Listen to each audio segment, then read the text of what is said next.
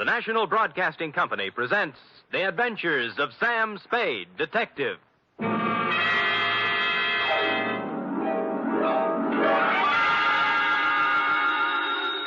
Sam Spade Detective Agency. Me, sweetheart. Was it awful, Sam? Excruciating, Ep. I suffered, girl. How I suffered. But there's no other way, Sam. When fate turns against a man. True, dear one, true. But from somewhere I must find strength. You must. To pick up the shattered fragments of my life. To raise my eyes once again to the horizon and piece by piece put them together again. Sam! And the two of us, dear one, hand in hand, shall go marching down the years together. Oh, yes. Brace yourself, sweetheart. I'll try, Sam. Gather together the homely, humble tools of your trade. Find 6 dry handkerchiefs and prepare to greet me with a smile behind the tears. I'll be down before you can change stations with a report entitled The Soap Opera Caper.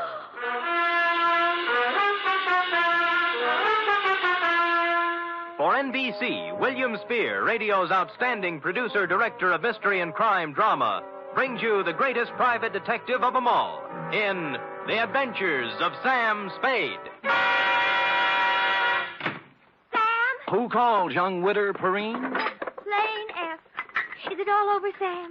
Is a soap opera ever over, dear one? Oh, but it's not on the phone like you... I know, but it's not the end. It's never the end. Pull up a chair now. Take a firm grip on pad, pencil, and your emotions. Got 'em? I'm at the ready, Sam. Good show. To Agatha Pilbeam, from Samuel Spade, license number 137596. Subject, the soap opera caper.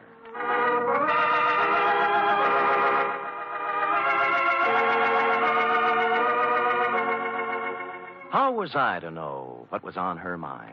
This strange woman, this mysterious Agatha Pilbeam, this voice on the telephone, directing me to the big, sprawling house in Hillsborough. Is that clear, Mr. Spade? How urgent is it, Miss Pilbeam? Very, very urgent, Mr. Spade. I don't know which way to turn.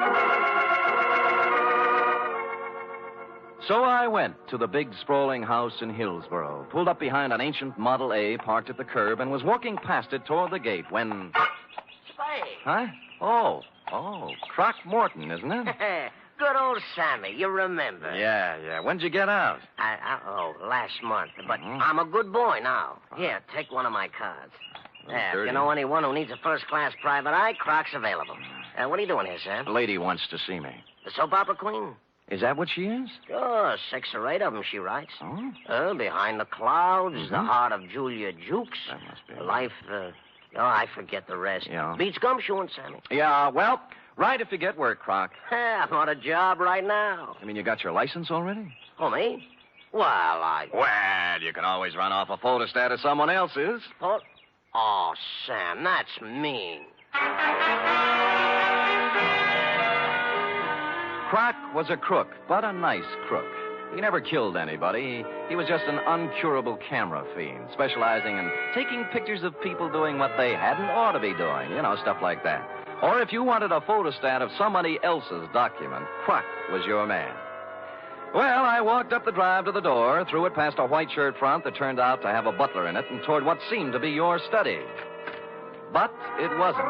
It was your bedroom, and you were reclining on 6 pillows with a cigarette in a long holder in one hand and the mouthpiece of a dictating machine in the other. But, John... Hush, Melinda. There is no way to go now but ahead. John, you're so strong. I need you. I need your courage. We must face this thing together, Melinda. The organ What was Veronica a phonograph says is playing in her ear. There is indeed. I Another waited for an woman who opening, has but there life. just wasn't any, Don't so I had to say it, interrupt. John, don't even... Miss But don't Pilbeam. you see, Melinda, we can't run away from life. Miss... We must approach this Miss thing Pilbeam? calmly, Melinda. Don't... beg pardon? Just a minute. My mood music. I see. I'm Sam Spade, Miss Pilbeam. Come sit beside me, Mr. Spade. Well... It's time we talked things over. Well, thanks. Oh, maybe you'd better start at the When a beginning. woman reaches 40, Mr. Spade, she comes to lean upon her man. Oh? To look upon him not just as someone to cherish, but as a source, a spring, a fountain of strength. Mm-hmm. Are you still dictating? I'm talking about me, Mr. Spade. Oh. Whom can I turn to? Whom? I grope, I flounder in the darkness. I cry out, I listen in vain for an answer. But there is none. Well, you always have a better chance of getting an answer when you ask a question. What do you mean? What are we talking about? What indeed?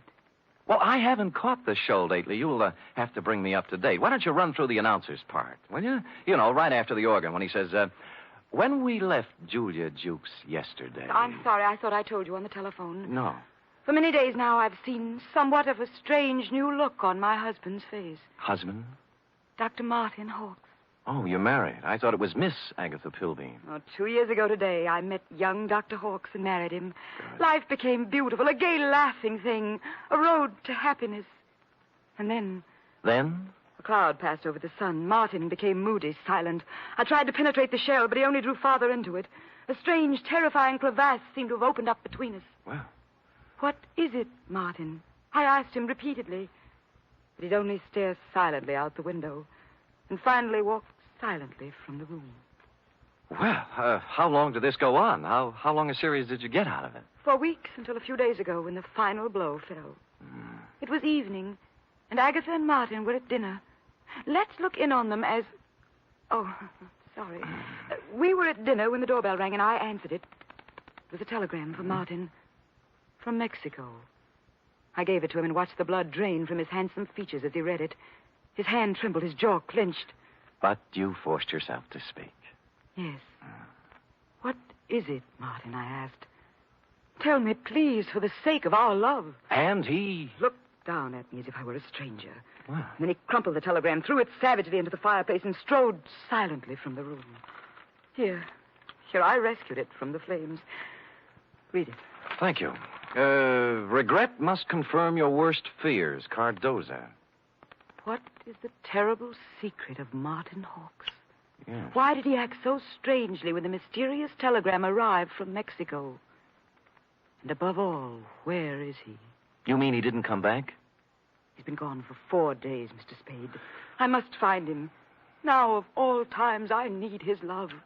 When a woman reaches 40... I know. What do you mean, now of all times? It's been just a week now since the report came back from the laboratory after my physical examination. Oh. The doctor from Vienna. Mm-hmm. You see, Mr. Spade, I, too, have a terrible secret. Well, don't you want to tell me about it? Yes. I have a very rare, incurable disease. There are only 6 short weeks to live.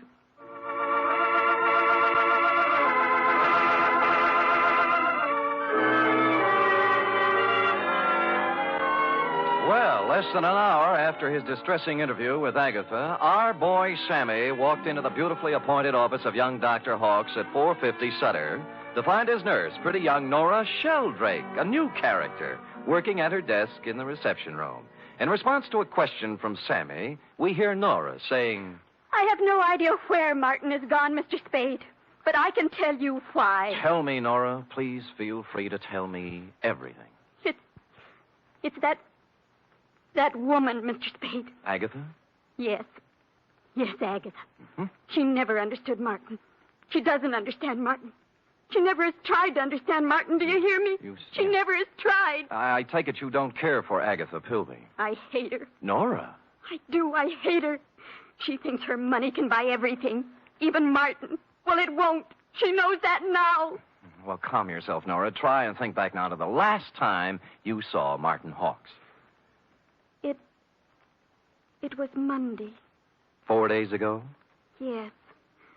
The call came from some legal firm named Bennett and Hatch. Now, let me write that down. I switched the call into Martin. I was worried for him. I was concerned. I have to admit now I did a terrible thing. Ah, you listened in. I did. They told him his sister was in town, that she was working at some nightclub, and wanted to see him. What nightclub was this? Let me see. It was the Tortuga. Mm-hmm. What else? That's all. They hung up then, and Martin came out. I watched the blood drain from his handsome features. His hand trembled, his jaw clenched. Yes. I'm going out, Nora, he said. If I'm not back, don't worry. That's all. It was so like Martin.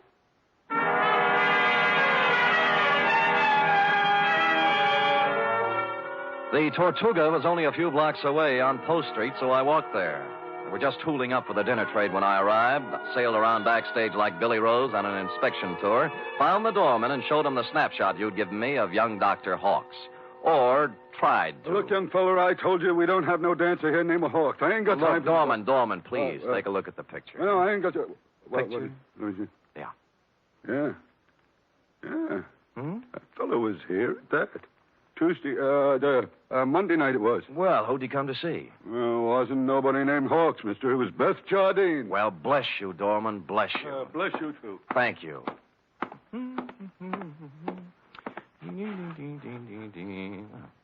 Beth Jardine. Well, Come in. Close the door, will you? Yeah. Drafty. Yeah. Is there anything I can... There sure is. Zip me up, Jack. I'm Sam. I don't care if you're Boris Karloff. You got hands, haven't you? Well... Zip me up. Okay. You say when.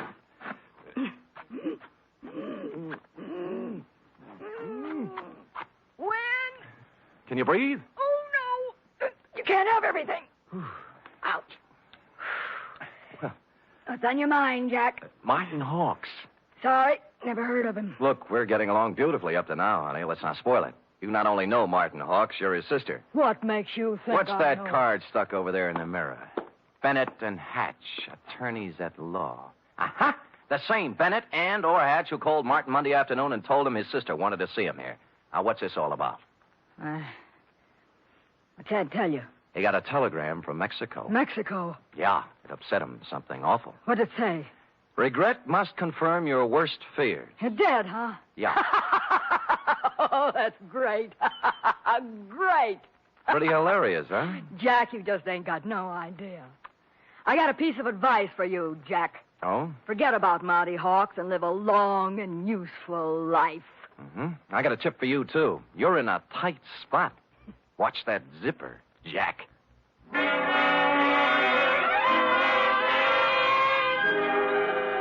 One of the heavier soap opera types, Beth was, with a throaty voice and the talent for besmirching reputations. What was the mysterious influence she wielded over young Dr. Hawks? How much did she know about his strange disappearance? What about the cryptic telegram from Mexico City? And what about dinner? The last question I could answer. I stopped at Schroeder's for sauerbraten and potato pancakes, ran into Larry Mahoney of Homicide, who was off duty, and we stopped in at a handy alley and bowled until 11. I was walking back down Market Street when I passed the Flood Building, which reminded me of the firm of Bennett and Hatch, who resided there. As a matter of fact, it looked like they were there right now, since the light was on behind the second-floor window with their name on it. Now, the sensible thing would have been to call around 9 in the morning, but as I seldom do sensible things, I hustled up the stairs and down the corridor to their office. Someone other than Bennett or Hatch had put in some time, obviously. The drawers of a dozen or more file cases had been pulled out and dumped on the floor. The desk drawers, likewise. And to mark it clearly as the work of a thoroughgoing professional, the safe door was off its hinges.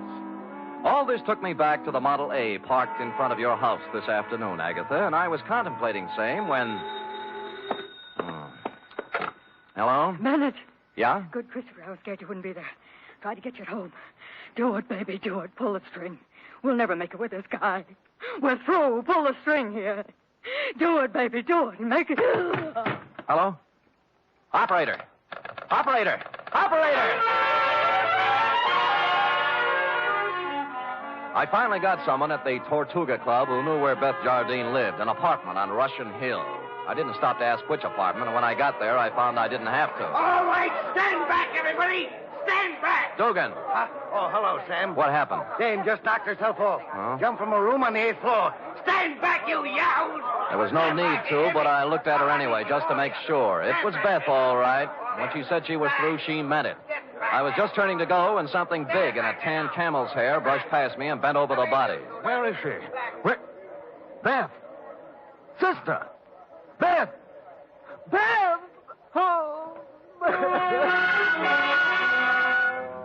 I recognized him from the snapshot. Wild-haired, with a 4 days' growth of beard on his lean, handsome face. It was Martin Hawks, on the verge of collapse. Officer Dugan and I helped him through the crowd toward the ambulance that had just rolled up, sat him on the running board, and began to question him. What? What was that again? Your name. What's your name? My name. Of course, my name, I don't know. I don't know my name. It happens to everyone in soap operas sooner or later. When he'd filled out the forms on poor Beth Jardine, old Doc Peterson gave Martin a double O, blew his nose, and announced with a twinkle in his eye, "Appears to me like young Dr. Hawks has got himself a case of amnesia."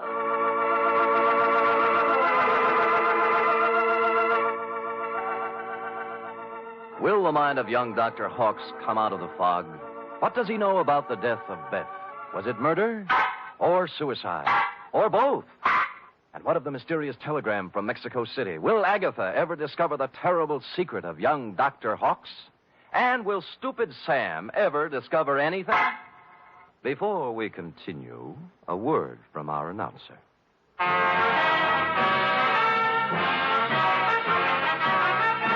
You are listening to the weekly adventure of radio's most famous detective, Sam Spade.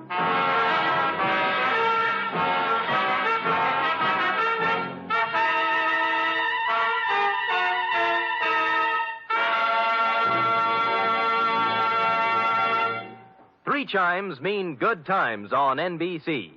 Saturday night is date night, but tomorrow poor Dennis Day has trouble with his girlfriend Gloria. However, Dennis manages to sing his way out of trouble in his charming, boyish fashion. And say, why not let Dennis help your Saturday evening along, too? And for more music and fun tomorrow, there's the Judy Canova Show, starring Judy in a melodic and carefree half hour of laughs. And Grand Ole Opry with singing MC Red Foley and his special guest, cowboy troubadour Ernie Tubb.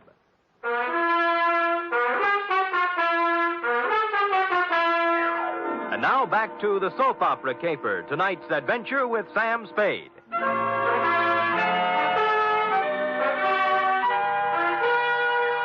It's a half hour later now, in the sterile whiteness of a hospital room, that the three of us, you, Agatha, I, and old Doc Peterson, gather around the pale, quiet form of young Dr. Hawks. Martin, speak to me. Martin, darling. Who are you? Agatha, dear. Your own Agatha.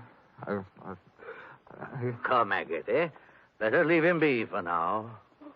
Doc, I can't go on. When a woman reaches... I know. You got to be strong, Agatha. Sam, we better leave him be for now. Well, you're the doctor. Oh, Doc, what could have done this to Martin? Oh, shock sometimes. You don't mean... Yes, I'm afraid I do. Seeing his sister, then? Could be. Or sometimes it's just a matter of a body getting into such a fix his mind backs off and refuses to have any part of it. The wire from Mexico City. Huh? His terrible secret. The strange threat hanging over him and his sister. Driving one to suicide. And the other to this. Well... No wonder poor Martin gave away before this. Sure. And there's still another explanation. How's that, Sam? That he figured amnesia was a nice, easy way not to have to account for what he's been up to for the last 4 days. Or where he was when the dame took off from the 8th story. Mr. Spade, you're not accusing Martin. There's something buzzing around in his little mind. The nurse tells me she got him into a pair of pajamas and tucked him in nice and cozy before we got here. Well? Yes, well... You may not have noticed, Agatha, because he'd pulled the covers up around his neck, but our boy had his clothes back on just now. What? Martin! Hey, he's gone. Indeed he was Martin, as we could plainly deduce from the open window and the curtains blowing gently out over the fire escape. Young Dr. Hawks, indeed, had packed up his amnesia, his terrible secret, and his toothbrush, and taken off into the night. So I left you sobbing gently on old Doc's shoulder and found me a phone in a drugstore a safe distance away. On the 48th ring, Bennett of Bennett and Hatch Attorneys answered. He was sleepy. I used all my soft answers, and he used all his hard ones, and finally we got to the point. All right, Spade, all right. The Jardine dame left a sealed envelope with us. What was in it? How do I know? It was sealed, marked personal and confidential to be delivered to the city attorney in the event of my death. Signed Beth Jardine Hawks. Signed how? Beth Jardine Hawks. Not Beth Hawks Jardine. No. Is it important? Just a tiresome detail, Bennett. So she brought you the envelope, paid your fee, and you stuck it in the vault for her. Then what? Well, she had us call her brother and tell him to meet her at the Tortuga. Period. That ended our part of it. We didn't even get our feet wet. On the contrary, Bennett, you're up to your ears. In what? Blackmail. Bye. Which explained many things. To wit, A, the wire from Mexico City from the lawyer named Cardoza. B, the murder of Beth Jardine. And C, the reason for young Dr. Hawk's mysterious flight from the hospital, his mind still fogged with amnesia. It did not, however, explain why stupid Sam had kept Croc Morton's business card in his vest pocket for 21 pages without doing something about it. The address was near 3rd and Howard, not one of the better business sections, even for a private detective. I walked down 3rd Street, past the Sherry and Muscatel joints, looking at numbers, and then discovered it wasn't necessary. The old Model A was pulled up in front of what might have been a respectable office building before the earthquake, but now couldn't decide whether to be a warehouse or a tenement. Thus far, a harmonious picture. But behind the Model A was something twice as long and 3 times as shiny, with a motor running. Out of place by about $4,000. Out kind of late, aren't you, Nora? Sam! Nora. Sam! Nora. Don't reach for the horn. But he told me... Sure, and you believed it, like everything else he told you. Come on, get out. I will not get out. Oh, but you will, or I'll pull you out by your pretty blonde hair. Now, come on. You... Oh! There, that's it. You can't do this to me, Mr. Spade. Nothing can stop Martin and me. We have our right to happiness. Uh-huh. Just the two of you, chins up, eyes on the horizon. Let the dead past bury its dead. How can you joke It's about... no joke, believe me. You got taxi fare? Why? Because you're going to get in my cab, go home, put your hair up in curlers, and go to bed. After saying to yourself 1,000 times, what a lucky little girl you are that Martin Hawks didn't shove you out a window, too. Now, scoot. Scoot! It was a kind of a dark stairway that made me yearn for the comfortable feel of a shoulder holster under my left arm. At the top was a 3.5-watt bulb, and at the other end of the hallway, a crack of light under Croc's office door. Between the two was a cat, more's the pity. So abandoning my stealthy approach, I walked up to the door, turned the knob, stuck my hand in my side coat pocket like Edward G. Robinson, and kicked the door open. Croc was sitting at his desk behind a stack of bills. The closet door was just closing softly. Who was in the closet? And did he still have his toothbrush, his terrible secret, and his amnesia with him? Well, Sammy. Yeah. You took me up on it right quick, huh? Uh-huh. Yeah, have a chair. I sat on a chair in the corner out of line of the closet door behind the desk. Oh, Sammy. Yeah, you got a job for me, huh? Yeah. You don't look like you need a job, Croc. Huh?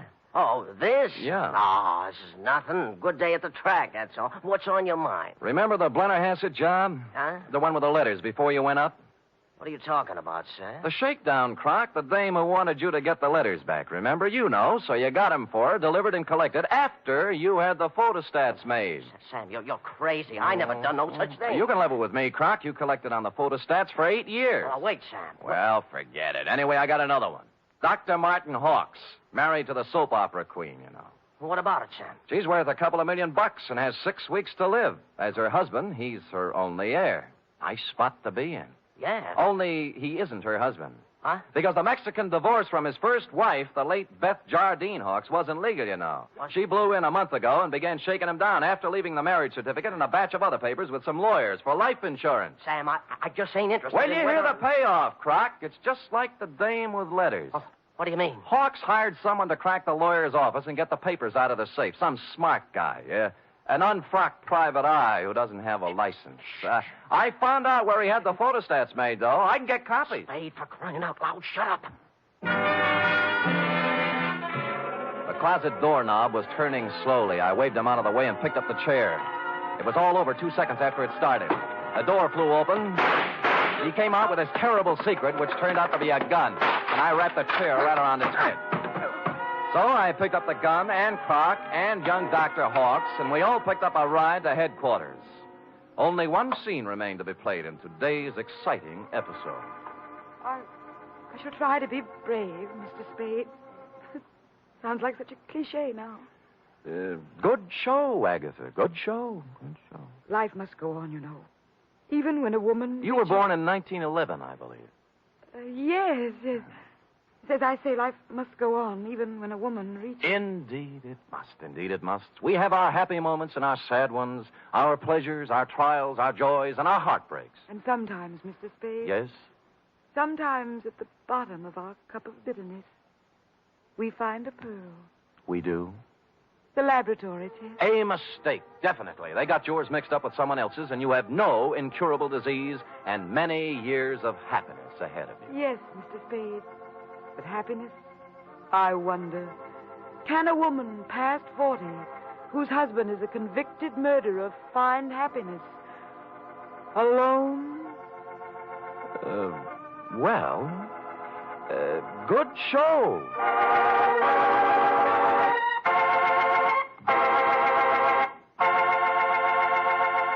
Period. End of opera. Oh, Sam. Uh-huh. Sam, I can't wait for tomorrow's episode. Be sure to tune in at this very same time, Cherub, and meanwhile, answer me this. What, Sam? How long will it take a woman past 20 to turn out a 25-page report? Yes, sir. I'll have the answer after a brief word from our announcer.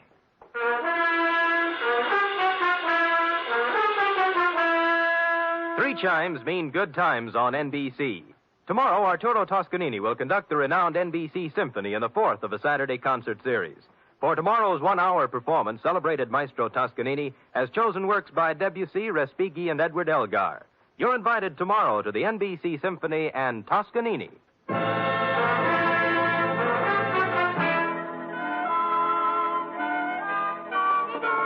Oh, dear. Oh, there, little girl. No tears now. No tears. They're tears of gratitude, Sam. When I read all this about other people's troubles, I'm so grateful to you for the smooth life we have together. Effie. Sam. Effie. Sam. Effie. Sam. That takes about 10 seconds. Go ahead. I'm only merely a secretary, but... Shh. It's over now. Matter of fact, we're 10 seconds over. Oh, well, Sam, I haven't even your wife to be versus... Nothing but peace and quiet. And fairly regular paycheck. With only a corpse now and then to produce a ripple on the mirror smoothness of our bliss. Oh, that's beautiful, Sam. I thought so. You don't have a single terrible secret either. No, but just to keep you interested, dear one, from time to time I shall pick up a piece of paper, read it, let the blood drain slowly from my face, then clasp you to me thusly. Sam! Holding you close, and just before striding silently from the room, mutter in your shell-pink ear. I know. Good night, Sam. Good night, sweetheart.